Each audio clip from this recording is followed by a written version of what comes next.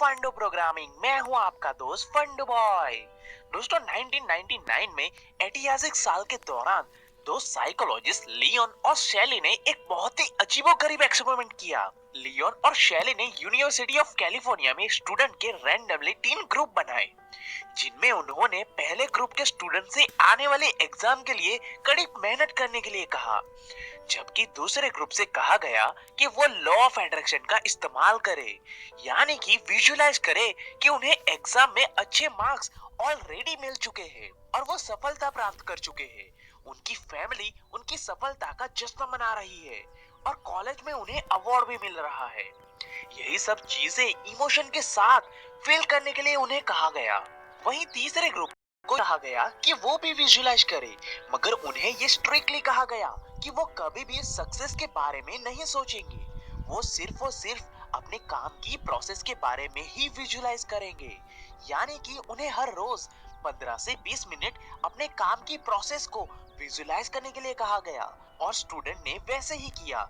सभी स्टूडेंट अपनी पढ़ाई की प्रोसेस को विजुलाइज करने लगे कि किस तरह से वो नई नई किताबें पढ़ रहे हैं, किस तरह से उन्हें पढ़ाई करने का मन नहीं कर रहा था, फिर भी उन्होंने पढ़ाई को मजेदार बना लिया और किस तरीके से वो मैथ्स जैसे बोरिंग सब्जेक्ट को भी मजे से पढ़ रहे थे, एक्सेट्रा एक्सेट्रा एक्सेट्रा। ऐसी बहुत सारी चीजें स्टूडेंट ने बारीकी से विजुलाइज कर ली। और दोस्तों साल के एंड में जब एग्जाम होने के बाद सभी स्टूडेंट का रिजल्ट आया, तो उस रिजल्ट को देखकर साइकोलॉजिस्ट टोटली शॉक्ड हो गए। क्योंकि दोस्तों आपको भी ये जानकर हैरानी होगी, क्योंकि एक ग्रुप जिन्होंने पागलों की तरह सिर्फ और सिर्फ मेहनत की थी, उनके रिजल्ट में सिर्फ 10% की इम्प्रूवमेंट आई थी। और वहीं दूसरी तरफ जो स्टूडेंट लॉ ऑफ अट्रैक्शन का इस्तेमाल कर रहे थे, उनके रिजल्ट में से 5 और 2% ही इम्प्रूवमेंट आई थी। जबकि तीसरे ग्रुप जिन्होंने अपने रिजल्ट को नहीं बल्कि अपने काम को, अपनी काम की प्रोसेस को विजुलाइज किया था, उनके रिजल्ट में 52% की इम्प्रूवमेंट आई थी दोस्तों। और दोस्तों चमत्कार की बात तो ये है कि उनमें से कई सारे स्टूडेंट ने तो यूनिवर्सिटी में टॉप भी किया था। तो दोस्तों अब हैरानी की बात ये है कि ये सब चमत्कार पॉसिबल कैसे हुआ, इस चमत्कार के पीछे ऐसा कौन सा साइंस छुपा है। तो दोस्तों इन सारे रहस्यमय सवालों के जवाब आपको आने वाले वीडियो में सटीकता से मिल रहे हैं। तो दोस्तों इस वीडियो को पूरा देखिए। जैसा कि आपने देखा कि तीसरे ग्रुप के स्टूडेंट चमत्कारी रूप से यूनिवर्सिटी के टॉपर बन चुके हैं, तो उसके पीछे का साइंस डॉक्टर शैली ये बताती है कि जिन बच्चों ने अपने काम को, यानी कि अपनी पढ़ाई को और अपनी पढ़ाई की कार्य प्रणाली को डेली विजुलाइज किया था, उन सारे बच्चों के दिमाग में पढ़ाई को लेकर क्रिएट होने वाले सारे पॉजिटिव इमोशन पहले ही जनरेट हो चुके थे। यानी कि विजुअलाइजेशन की वजह से सारे बच्चों को ये क्लियर हो चुका था कि उन्हें किस तरह से पढ़ाई करनी है और किन किन तकलीफों का सामना उन्हें करना पड़ेगा। ये सभी चीजें विजुअलाइजेशन की मदद से उनके दिमाग में पहले ही क्लियर हो चुकी थी, जिसकी वजह से ही उन्होंने बाकी स्टूडेंट से ज्यादा पढ़ाई की और बाकी स्टूडेंट से ज्यादा नई नई स्किल और नई नई नॉलेज को भी एक्वायर किया। तो चलिए दोस्तों इस चमत्कार को आपको मैं एक और डीप लेवल पे समझाने की कोशिश करता हूँ। दोस्तों आपने कई सारी मूवी में ये तो देखा ही होगा कि हीरो अपनी बाइक पे जा रहा है और हाईवे पे एक्सीडेंट की वजह से उसकी अचानक से मौत हो जाती है। और दोस्तों इस दर्द भरी घटना को मूवी में देखकर आप भयंकर रूप से डर जाते हो। हालांकि रियलिटी में ये सच नहीं है, क्योंकि हीरो अभी भी रियलिटी में जिंदा है, मगर फिर भी आपका दिमाग इस बात को सच मान लेता है और जिसकी वजह से आपके अंदर एक भयंकर डर की फीलिंग जनरेट हो जाती है। जिसकी वजह से होगा क्या कि ये एक्सीडेंट वाला सीन आपके दिमाग में हमेशा के लिए स्टोर हो जाएगा और जब भी कभी आप बाइक चलाने जाओगे कि तुरंत ही आपका दिमाग इस एक्सीडेंट वाले सीन के जरिए आपको पूरी तरह से अलर्ट कर देगा, जिसकी वजह से आप बहुत ही सावधानी से ड्राइविंग करोगे और सारी सेफ्टी और सिक्योरिटी का भी ध्यान रखोगे और इस तरह से आप सफलतापूर्वक ड्राइविंग करते हुए अपनी मंजिल तक पहुंच जाते हो। राइट दोस्तों। तो दोस्तों ठीक यही चीज उन स्टूडेंट के साथ भी हुई। विजुअलाइज करने पर उनके दिमाग में पढ़ाई के रिलेटेड ऑलरेडी वो सारे पॉजिटिव इमोशन क्रिएट हो चुके थे, जिसकी वजह से उनके दिमाग में पढ़ाई करने की पूरी इमेज क्लियर हो चुकी थी, या यूं कहे तो उनका दिमाग पढ़ाई को लेकर पूरी तरह से अलर्ट हो चुका था। जिसकी वजह से ही तीसरे ग्रुप के स्टूडेंट ऑटोमेटिकली बाकी बच्चों से ज्यादा पढ़ाई कर पाए और यूनिवर्सिटी के टॉपर बन गए। तो दोस्तों, इसे ही कहते हैं लॉ ऑफ कर्मा, जिसे हमें भगवत गीता में भी बताया गया है। अब मुझे पता है आप में से बहुत से लोग ये बताओगे कि यार फंडू बॉय, ऐसा थोड़ी ना होता है, लॉ ऑफ अट्रैक्शन तो काम करता ही है ना, एक्सेट्रा एक्सेट्रा एक्सेट्रा। मगर मेरे प्यारे दोस्तों, मैं यहाँ पे किसी भी चीज को गलत नहीं बोल रहा। मैं यहाँ पे सिर्फ और सिर्फ आपको सच्चाई बता रहा हूँ, क्योंकि साइंस भी हमें यही कहती है, people who visualize themselves taking a practical steps need to achieve their goals for likely to success then those who simply fantasize about their dreams.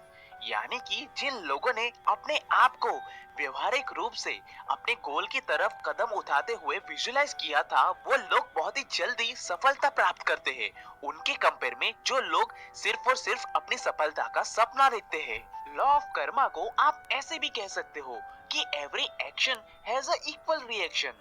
Science की लैंग्वेज में आप उसे law of cause and effect भी कह सकते हो। जैसा कि आपने इस एक्सपेरिमेंट में प्रैक्टिकली देख ही लिया कि जो स्टूडेंट ने अपने काम को विजुअलाइज किया, अपने काम की प्रोसेस को विजुअलाइज किया और अपने काम को बेस्ट बनाया, और एंड ऑफ द ईयर वो यूनिवर्सिटी के टॉपर बन गए। वही दूसरी तरफ जिन स्टूडेंट ने सिर्फ और सिर्फ लॉ ऑफ अट्रैक्शन का यूज किया था और अपनी सफलता को इमेजिन किया, वो अपने सपनों की दुनिया में ही फंस कर रह गए। क्योंकि दोस्तों, हुआ क्या कि इन बच्चों ने अपने आप को ऑलरेडी सक्सेसफुल मान लिया था और अपनी इमेजिनेशन में वो अपने आप को सेलिब्रेट करते हुए भी विजुअलाइज कर चुके थे।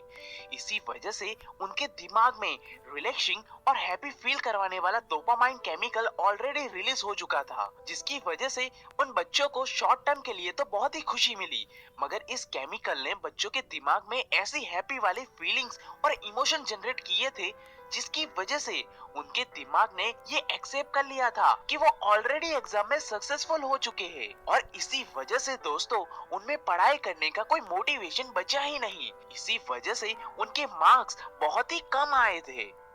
अब वहीं दूसरी तरफ अगर हम एक नजर लॉ ऑफ कर्मा पे डालें, तो आपको ये पता चलेगा कि ऑलरेडी श्री कृष्ण भगवान ने हमें ये बताया है कि धरती पे बैठे बैठे स्वर्ग के सपने देखने से आपको खुशी तो बहुत मिलेगी, मगर स्वर्ग में जाने की सफलता आपको कभी नहीं मिल सकती।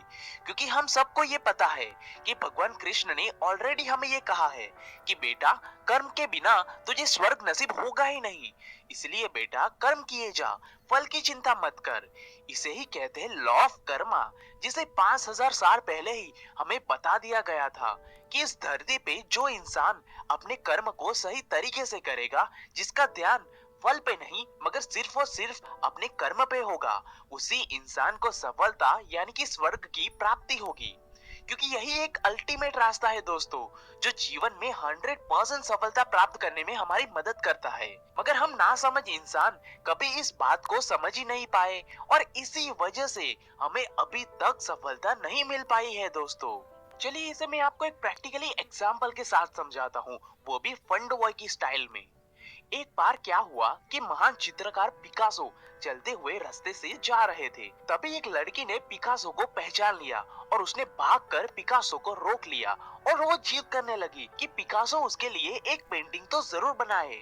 मगर तभी पिकासो ने कहा कि मैडम, मेरे पास पेंटिंग का कोई सामान नहीं है, मैं खाली हाथ घूमने निकला हूँ, मैं आपके लिए फिर कभी पेंटिंग बना दूंगा। मगर वो लड़की मानी ही नहीं, और आखिरकार पिकासो ने एक छोटे से कागज पे 10 सेकंड के अंदर ही एक सुंदर सी पेंटिंग बनाकर दे दी, और लड़की से कहा, ये लो मैडम, ये $1,000,000 की पेंटिंग है। लड़की को ये बात सुनने में बहुत ही अजीब लगी कि भला 10 सेकंड में बनाई गई पेंटिंग कभी $1,000,000 की कैसे हो सकती है। उसे लगा कि पिकासो शायद उसका मजाक उड़ा रहा है, मगर वो घर पहुंचने के बाद भी उसके दिमाग में वही बात चल रही थी। मगर अब उससे रहा नहीं गया, वो मार्केट में जाकर पेंटिंग की कीमत पता करने लगी, और मार्केट में पहुंचने के बाद लड़की को एक्चुअली में ये पता चला कि पेंटिंग तो सच में $1,000,000 की है। वो तुरंत ही भागते हुए पिकासो के घर पहुंची और पिकासो के पैरों में गिर गई, और वो बोली कि सर, प्लीज मुझे आप अपना स्टूडेंट बना लीजिए, ताकि मैं भी आपके जैसे पेंटिंग कर सकूं, ताकि मैं भी एक दिन आपे की तरह 10 सेकंड में $1,000,000 की पेंटिंग बना सकूं। तब पिकासो ने बड़े ही सहजता से जवाब दिया, बेटा, तुमने सिर्फ 10 सेकंड में बनी इस पेंटिंग की $1,000,000 की कमाई को देखा है, मगर इस पेंटिंग के बनाने के लिए मैंने 30 साल तक जो मेहनत, परिश्रम, स्ट्रगल और डेडिकेशन किया है, वो तो तुमने कभी देखा ही नहीं। मैंने 30 साल तक हर रोज, हर पल पेंटिंग को बारीकी से समझा है और हजारों किताबें पढ़ी है, लाखों बार फेल भी हुआ हूँ, मगर मेरी डेडिकेशन और लगन की वजह से ही आज मुझे ये महारत हासिल हुई है। अगर तुम भी अपने जीवन में इस प्रिंसिपल का इस्तेमाल करोगी तो तुम मुझसे भी ज्यादा अच्छी चित्रकार बन सकती हो। वो लड़की बिल्कुल ही स्पीचलेस हो गई। उसे समझ में आ रहा था कि जब हम किसी सफल इंसान को देखते हैं तो हमें बस उसकी सफलता दिखाई देती है, मगर हम कभी भी उस इंसान की मेहनत, परिश्रम और सैक्रिफाइस को तो देखने की कोशिश ही नहीं करते। और दोस्तों, इसी वजह से हमें कभी भी उनकी सफलता का चमत्कारी राज पता ही नहीं चल पाता, क्योंकि हम उस नजर से देखने की कोशिश ही नहीं करते। अब दोस्तों, जरा आप ही ध्यान से देखो कि अगर पिकासो भी लॉ ऑफ अट्रैक्शन में बिलीव करता और पूरी जिंदगी 30 साल तक लॉ ऑफ अट्रैक्शन का प्रैक्टिस करता रहता, तो क्या कभी उसकी ये महारत हासिल हो पाती? बिल्कुल नहीं ना दोस्तों। इसीलिए उसने लॉ ऑफ कर्मा पे बिलीव किया, अपने आप को डेडिकेशन के साथ लॉ ऑफ कर्मा के रिलेटेड अपने काम को बेहतर बनाया, अपने आप को बेहतर बनाया। इसी वजह से पिकासो आज मिलियन डॉलर के चित्रकार बन चुके हैं। उनकी पेंटिंग करोड़ों अरबों डॉलर में बिक रही है दोस्तों, और यही एक सच्चाई है।